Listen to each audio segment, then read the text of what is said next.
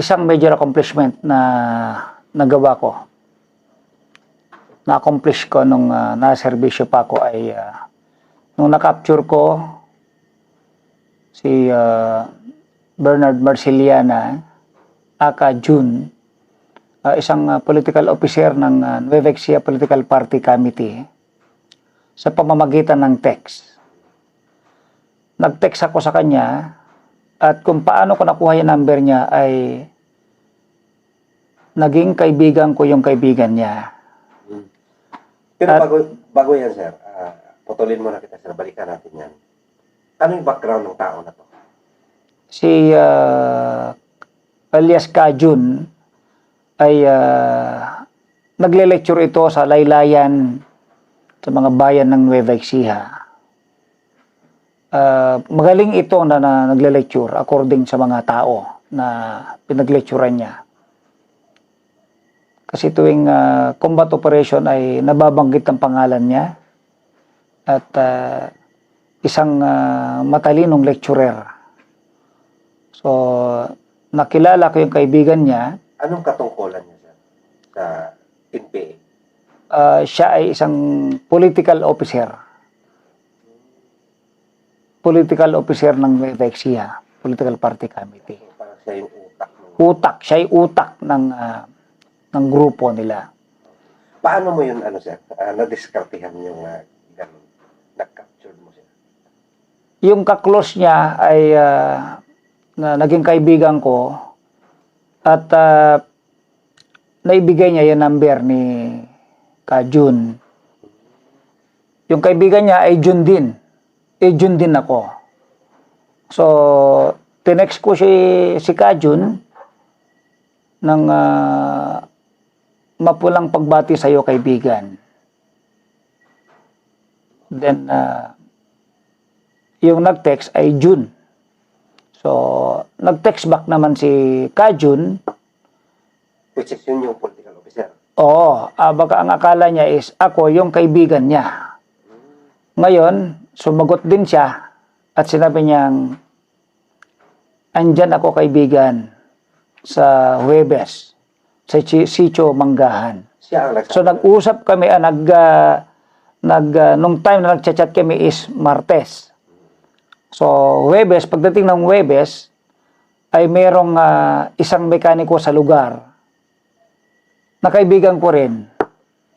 At nabanggit ko yung pangalan, yun yung kagawad sa Sitio Manggahan, ay kilala ng mekaniko.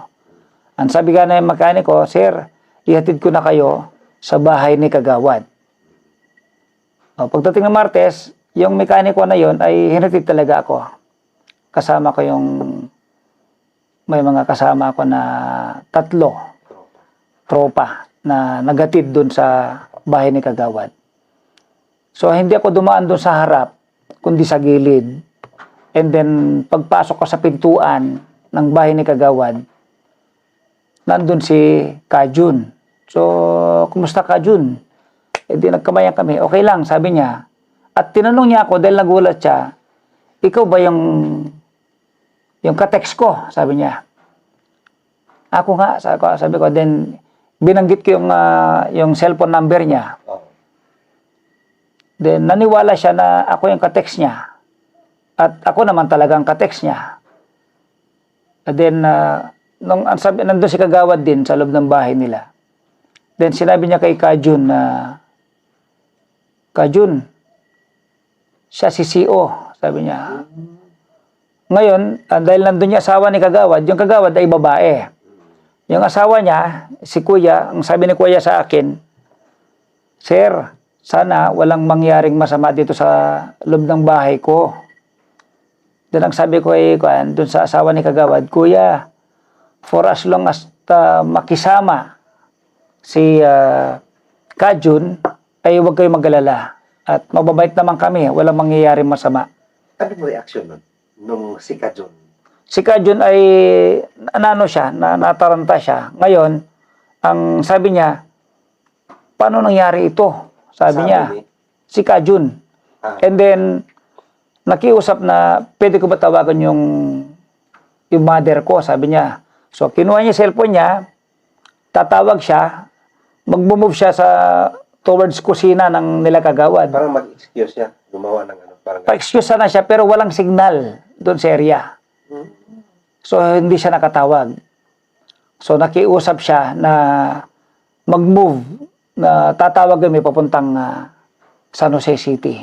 Hindi ba siya ano ko lang sir, hindi ba siya nag-react agad sir o kaya tatakbo or kasi alam niyang CCO yan. O di ba nagtakbo kayo sa isang bahay na ganon na hindi na in-expect. Ano yung ano niya?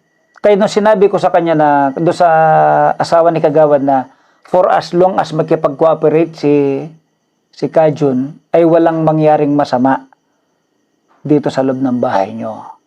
So, naintindihan ni Kajun siguro yun at sabi man ni Kajun ay wag po kayo mag-alala at hindi naman ako tatakas o gagawa ng masama. Ang pakiusap lang niya ay tatawag siya sa nanay niya. It so happened na walang signal doon sa area. So, nagboluntaryo yung asawa ni Kagawad na pupunta sa San Jose City kasi nasa Karanglan kami that time, nasa Barangay Pute. So, pupunta na sa San Jose City para makatawag kasi yan ang alam niya na may signal doon. So, sabi ko walang problema. So, doon na kami sumakay sa sasakyan nila Kagawad. So, ang nagda-drive yung asawa ni Kagawad, si Kagawad ay nandun sa passenger's seat, doon sa harapan. Ako, si Sergeant Talod, Sergeant Bakay, at saka si Kajun nandun sa loob ng sasakyan. So, mayroong area doon na acacia tree na alam ko yung location ng may signal. So, nung malapit na doon sa acacia tree, sa isang barangay, sinabi ko kuya, yung nagda-drive, kuya, pakihinto mo dyan sa acacia tree at may signal dyan. So, ginawa ko, nung huminto sa may malapit sa acacia tree, i-denial ko yung number ng bahay nila Kajun. And then, ang sumagot ay yung nanay ni Kajun. Ngayon, nung sumagot yung nanay ni Kajun, Mother, hello po, gusto pa kayo makausap ni Kajun, kako. And then, ibinigay ko yung cellphone ko kay Kajun. Ang sabi ni Kajun, kahit yung number namin sa bahay namin, alam mo, sabi niya sa akin. Sabi ko, iyan na po, kausapin niyo si nanay niyo. O kinausap niya nanay niya. Ang sabi ni Kajun, nanay, nahuli po ako ng sundalo. Siya na mismo nagsabi na. Siya nagsabi. And then, sumagot yung nanay niya, Jun, huwag ka magbiro ng ganyan. Sabi ng nanay niya, totoo po nanay, ito actually cellphone niya itong ginagamit ko. Sabi niya, cellphone ng sundalo, yung itong pinangtawag sa telepono natin dyan, sabi niya. Ang tinawagan niya, yung number na yon ay nasa Manila. So, yung nanay ni Kajun ay nasa Manila.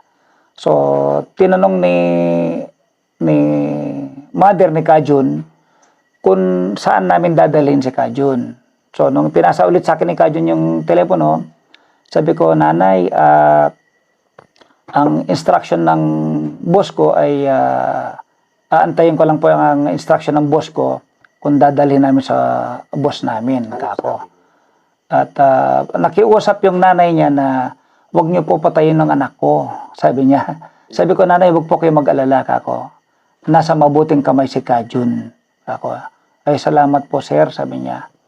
Pero hindi siya umiiyak yung nanay. Umiyak yung nanay niya. Ang pakiusap niya na akala kasi, yung kasi mentality ng mga NPA, ng mga captured, nakakala nila pag na-capture sila, ipapatayin sila. Hindi. Ipinakita ko kay Kajun na siya ay buhay, and then ang ginawa namin ay dinala namin si Kajun doon sa headquarters ng 54th IB, doon kay Colonel Inocencio Mayangaw, ang batalyon commander ng 54th Infantry Battalion.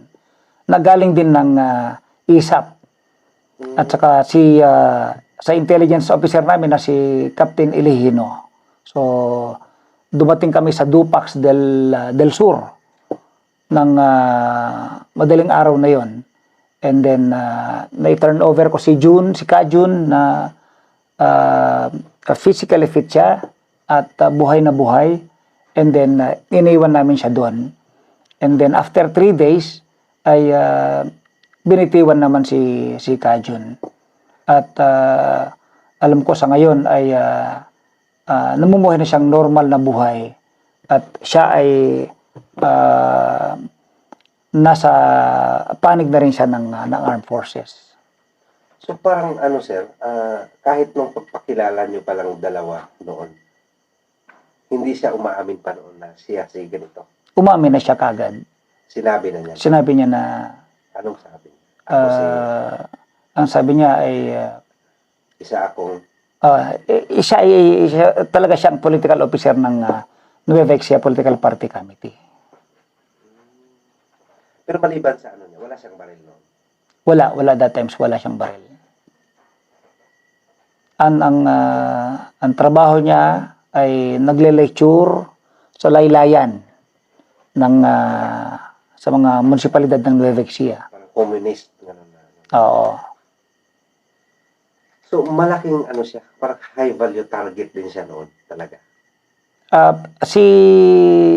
Siyempre ako ay hindi ko pa ako ay isang company commander lang sa area. Hindi ko alam ang namataas ang katungkulan pala ni Kajun. Si General Erickson Aurelio, ang aming brigade commander, ang nagsabi sa akin na ang nahuli ko ay isang malaking isda. Pero sinabi ko kay General Aurelio na, Sir, hindi namin pinitik, hindi namin ginalaw si Kajun at dinalamin namin ng buong buo kay Batalyon Commander ng 54th Infantry Battalion na si Colonel Inocencio Mayanggaw. Anong kuwan nun sir? Award? Kasi napakalaking ano nun. Accomplishment kung tutuusin mo, di ba? Actually, ako, wala ko natanggap na award noon.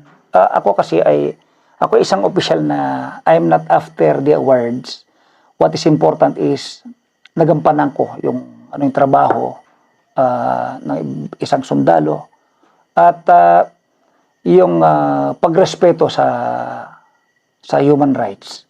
Kaya si Kajun ay naipakita ko sa kanya na kasi ang indoctrination sa kanila pag captured lang isang NPA ay papatayin. Pero ipinakita ko at sa sambayan ng Pilipino na si Kajun ay buhay na buhay. Dinala ko kay Colonel Mayanggaw. And then after nakausap nila Colonel Mayanggaw ay naano nila na siya ngayon ay namumuhay ng normal na buhay. Kasi Alam ko rin kasi ang buhay ng mga NPA kasi may mga relatives ako na naging NPA din. Nung araw daw kasi ay meron yung human rights violations. So natanong ko yung uncle ko na naging NPA at ang sabi niya ay dahil sa military abuses nung araw. And then kasi sabi ko sa uncle ko, bakit ka nag-NPA, uncle? Sabi nila ay si lolo mo ay hinampas daw ng M16. parang nakaranas na. Nakaranas sila. Pero sabi ko nun ay dapat bumaba na kayo. Ako yung sa uncle ko. Pero yung uncle ko ay nag-ano na sila. After how many months, saka sila bumaba. At nasa Pangasinan area na sila ngayon. Na-realize nila. Kasi ang sabi ko sa kanila, wala kayo naman kayong makukuha dyan sa pag-stay nyo sa bundok para kayong daga. Whereas kapag bumaba na kayo, ay mamuhay kayo ng normal. So yun ang ginawa nila. So isang ano rin siya, parang isang accomplishment mo rin yun na walang firefight. Walang firefight. Actually, kung sana ganun ang tayo mga Pilipino, ay dapat kung gusto mag-participate ng electoral process ay pwede naman mag-join sila. kaysa yung they want to overthrow the government through the use of arms na hindi naman sila mananalo. So, yung mga nandyan sa laylayan ay it would be better kung bababa na sila at mamuhay ng normal na buhay. Marami, nakarecover kami ng mga baril na through yung mga matatanda, kinakausap namin na maayos, nakaka-recover kami ng baril na walang enkwentro. Paano yun, sir? Kinakausap namin yung matanda, sabi ko, tatay, alam namin na may baril kayo rito. It would be better kung isurrender nyo yan kaysa yung nung kami pa yung makahuli sa inyo, kung kakasuhan kayo ay kahit yung 10 kalabaw mo hindi enough yan kung kakanta naman yung matanda is, opo sir, meron po dito, pero yung baril lang namin sir is yung 22, sabi niya, caliber 22 daw. Yung caliber 22 na iskopeta na na-convert siya into caliber 22 na malagyan ng bala. Yung iba rin is shotgun. At may mga sa during combat operation, may mga kalapaw o bahay na parang abandona kung mapasok mo. Kung minsan, meron pa isang matanda na kinausap namin na, tatay, yung baril mo, surrender mo. Or else, kung mahuli sa iyan, kulong ka kaagad. Hindi tawagin niya yung matanda sa taas. Bakit? Asawa niya, Ilocano kasi yan. Akin yung baril dyan. Sasabihin ng matanda sa taas. Yung matandang babae. Alin dito, yung mahaba o maiksi? Sabi niya. Sasabihin ng matanda lalaki sa baba. Yung mahaba, so ibibigay yung mahaba. Yung mahaba is shotgun na mahaba yung ano niya. Siyempre maalarma yung tropa. Akit yung tropa sa taas. Pagdating sa taas, ganyan yung palay. Tapos nandun yung mga baril. Nandun yung 3 Armalite. Merong M14. Meron yung pukakang. Pukakang is yung parang homemade na baril. So, iyan yung mga recoveries namin na walang firefight. So, kinausap ko yung matanda. Sabi niya, sir, kami rito sir sa lugar namin ay sila rin pala mismo ang pumapatay sa mga NPA. Yeah.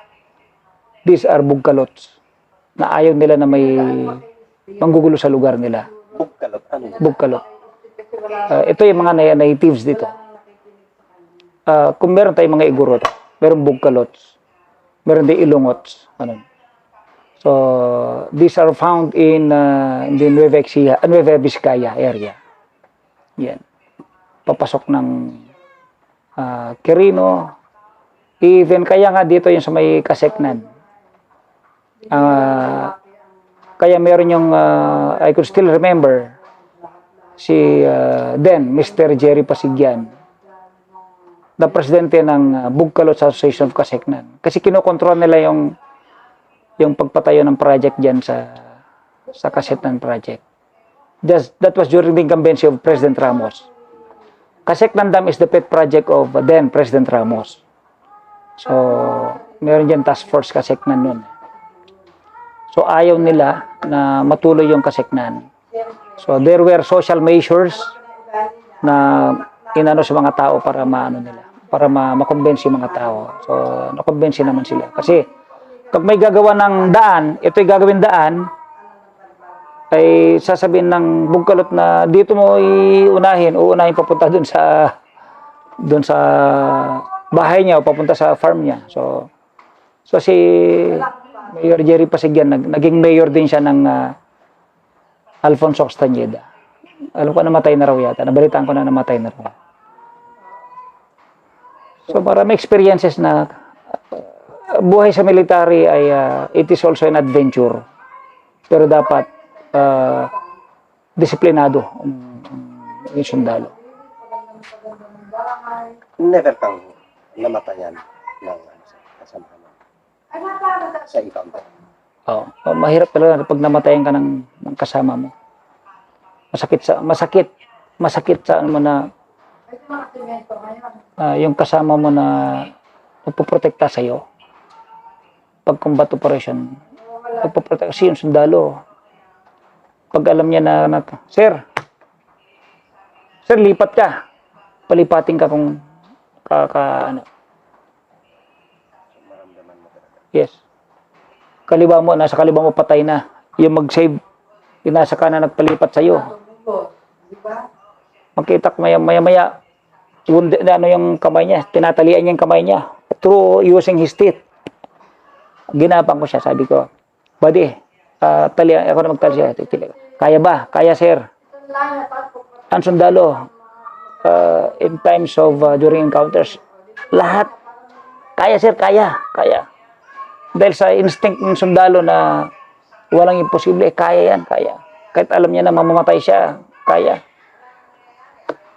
So, pag may namatay na sundalo na kasamahan mo, masakit.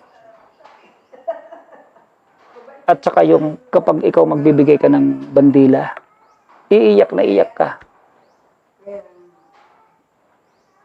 Hindi mo maano yung binibigay mo yung bandila dun sa misis ng sundalo na matay.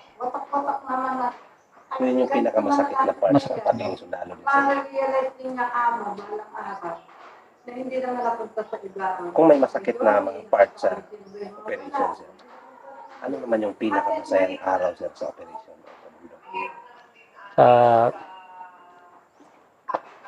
Ang style ko kasi noon ng company commander ako. Pag nag-combat operation at naka-score ang tropa, yung section na yan, overnight. Kasi may tropa ulit. So, kahit kung anong grupo, anong team, anong section na naka-score, kasi ang kaligayahan lang naman sundalo, uwi eh. Kasi, may miss nila yung pamilya nila. Likewise, ang ginagawa ko noon, meron akong monitoring chart. Monitoring chart, nakalagay doon yung first sergeant hanggang doon sa pinakababang, private. So nakikita ko doon, kapag pag-schooling, marka kay SCH. Kapag hospital yung nakalagay hospital. So nakalagay doon kung anong week of the month. So there are 4 weeks in a month, nilalagay doon. Kaya pag nag-overnight siya, pag magpaalam yung sundalo ulit sa akin ng overnight, actually first sergeant na gano'n sa overnight. First, overnight, ano mo na, ikaw ang, para at least mabigyan yung first sergeant ng leeway niya. Pero kapag passes yun, dadaan mo na sa akin. Passes, forlo, ayan, dadaan sa akin. And then, pag may sundalo na hindi niya maano si first sergeant, nahihiya siguro kay first sergeant, pupunta sa akin, titinan ko yung monitoring chart ko, makikita ko doon kung, di ba nag-passes ka ng ganito? O kaya, nag-overnight ka lang ng ganito. Kaya sir, paminyag kasi ng anak ko. So next na schedule ko, sir, hindi na ako uwi at ibigay ko naman si Ba. Okay, correct yan. Sabi ko sa first sergeant, first, iyan mo yung kwan para patas ang laban. Likewise, may ipakita natin yung pagmamahal natin sa tropa.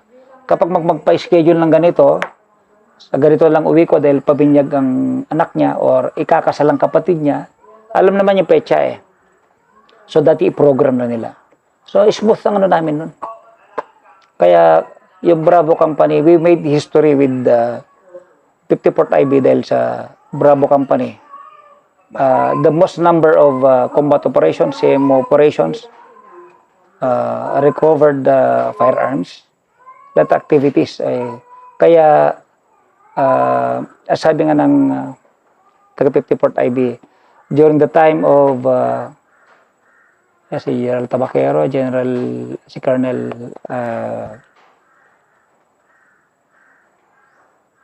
Colonel Dante Balao, yan. Ay ito magaling na yan. Si after Colonel Dante Balao, Colonel Pabunan, Colonel Mayanggaw. Ayan. Sila ay these are respectable leaders o battalion commanders na naging under nila ako.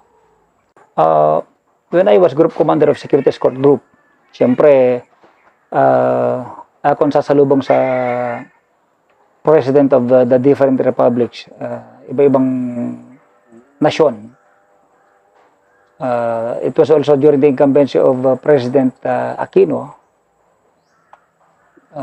Siyempre, doon sa the nature ng job ng Security Escort Group, we conduct arrival honors to the presidents of the different countries, even generals of the different nations. Yung US Pacific Command, yan. Mga generals from Bangladesh, President, marami. Sa kuan, sir, sa loob ng 27 years in service, sir, never kang na-wounded, sir? Or Hindi naman. Ito is parang, ito, puwing lang ito. Ano ko to? Di ko ramdam na, ano yun.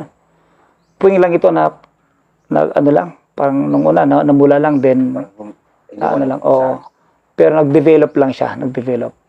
Then during the, sa Isabela. Yeah.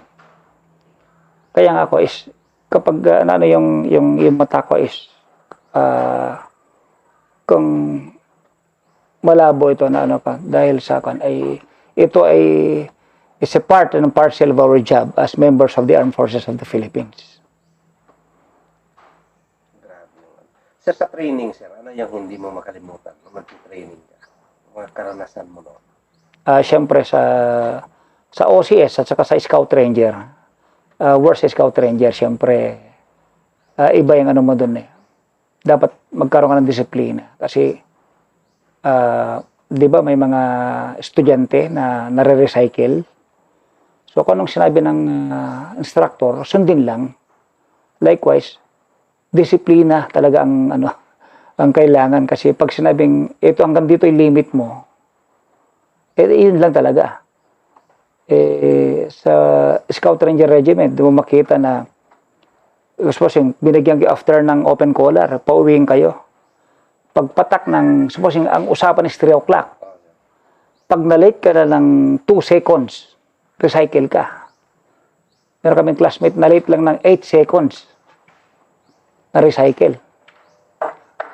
Kahit O1 pa siya. So, recycle kaya nga. Sa class namin, dati ako ang O2. Nung na-recycle ang O1 namin, ako ang naging O1. Yan. Sabi ni Captain Belyoga, June, jinx pa naman ang O1. Mare-recycle lang O1. Sabi ko, sir, gagawin ko lahat. Sundin ko lahat ng instruction dito, sir. Kahit yung instruction ng mga sarhento para sa ganun, hindi ako ma-recycle. Kasi ayaw ko ma-recycle, sir. Kaya tumatawa siya nung nag-graduate ako. Pasalamat ako sa Panginoong Diyos. At nag-graduate ako sa Scout Ranger course na napakahirap. Pero may ano din talaga, sir, no? May araw din na hirap i-survive doon sa training. Yes, totoo yan. Yung, suppose, bigyan ako ng milyon para maganda ko ng Scout Ranger. Siyempre, sa edad at saka ano na rin. Pero, I am proud. Kaya tama yung nakalagay dito na I am proud to be a Scout Ranger. Kung may mensahe ka, sir, sa ating mga kabataan ngayon, kasi pinagsilbihan mo rin naman yung 27 years ka rin nakikipaglaban para sa kapayapaan ng Pilipinas. Para sa mga kabataan na rin to na yung servisyo nyo. Anong mensahe mo sa kanila, sir? Yung mga kabataan na gusto rin yung mag-aral, maglingkod sa bayan. Gaya na mensahe ko nung inimbitahan ako sa isang simbahan dito sa Dingalan. Nakita ko kasi may mga bata na mga elementary, high school. Nung pinagsalita ako sa harap, ang mensahe ko sa kanila ay tama lang na may takot kayo sa Panginoong Diyos. bata pa lang kayo ay alam niya na yung salita ng Panginoong Diyos, marinig kayo makinig sa inyong mga magulang, sinusunod niyo yung mga magulang, at hindi nakakalimutan magsimba, hindi nakakalimutan ng salita ng Panginoong Diyos. Balang araw, ito yung mga bata na magiging bright ang kanilang future. Sumunod sa magulang. Sumunod sa inyong mga teachers. Kasi ang disiplinadong tao ay aanihin mo ang iyong pagkadisiplinado paglaki mo. Hindi crime yung pagdisiplina sa bata. Yung meron tayong batas na yung pag pinagalitan mo o ano yung bata, parang it's a crime, di ba? Pero nakikita ko, kapag hinahayaan mo yung baluktot na pag-iisip ng bata, parang hinahayaan mo rin na yung balang araw ko makapag-commit sila ng crime, sino sisisihin? Magulang. So, hindi masama bilang magulang ang magdisiplina sa bata habang bata pa. Para paglaki nila, ma-realize nila na tama palang mga magulang ko. Dinisiplina ako. Iyan ang masasabi ko sa mga kabataan ngayon. Sa mga gusto